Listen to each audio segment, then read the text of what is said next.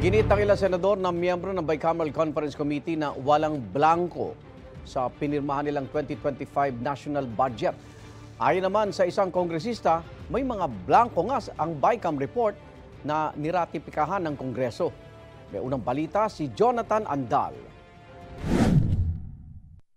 Nakakuha ang GMA Integrated News ng kopya ng BICAM report ng 2025 national budget mula kay Congressman Raul Manuel ng Kabataan Party List. Aniya, tugma raw ito sa mga blankong ipinunto sa inilabas na dokumento ni na Congressman Isidro Ungab at dating Pangulong Rodrigo Duterte. Sabi ni Manuel, ang BICAM report na ito na may mga blanko ang siya ring niratipikahan ng Kongreso. Aniya, binigyan daw ng kopya ng BICAM report ang lahat ng kongresista noong Disyembre bago ito sinalang sa plenaryo para maratipika. Pero ang problema, in-email lang daw ang soft copy nito. Kulang isang linggo bago ang ratifikasyon. Habang ang printed copy naman, ibinigay lang daw wala pa isang oras bago ito sinalang sa plenaryo. Kaya raw hindi na ito nabusisi ng maayos.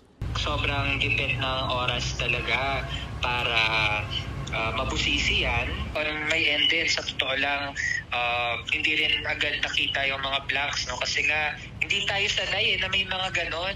Ngayon ko lang na-encounter na nag-ratify ng budget, meron pala mga blanks. Sa pagsusuri ng GMA Integrated News, ang pahinang ito halimbawa ng dokumentong hawak ni Ungab, pareho ang mga blanko sa dokumentong hawak ni Manuel. Pero kapuna-puna na mas marami ang mga nakapirma sa dokumentong mula kay Manuel at iba ang pwesto ng ilan sa mga ito. Sinusubukan ng GMA Integrated News na makakuha ng opisyal na kopya ng BICAM report mula sa Kamara. Sa proseso ng pagpasa ng budget matapos ratipikahan ng BICAM report, ito ang magiging basihan ng General Appropriations Bill o GAB na isusumiti sa Pangulo. Oras na pirmahan ito ng Pangulo para maisabatas, ito na ang tinatawag na GAA o General Appropriations Act.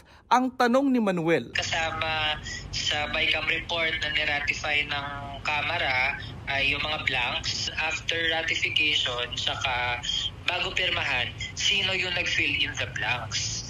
So dapat may sumagot dyan. At ang pwede lang makasagot ang mga bahagi ng BICAM tsaka yung Pangulo.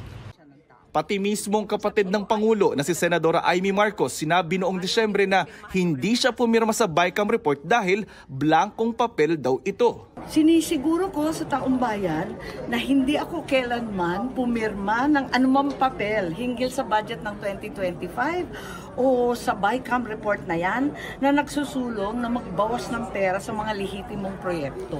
Paano ko naman pipirmahan ang blankong papel? Sinubukan ng media na kunan ng bagong komento si Senator Amy pero tumakbo ito. Sabi naman ni Senador Win Gatchalian at Joel Villanueva na miyembro ng BICAM at pumirma sa BICAM report, walang blanko sa naturang dokumento. Sa akin and my team, wala kami nakitang blanko. Kasi dapat balanse, yun ang tinitignan namin parate. So, I have a whole team na tinitignan yung budget bago ko pinipirmahan. Wala akong nakita na blanko. Wala akong nakitang blanko whatsoever. But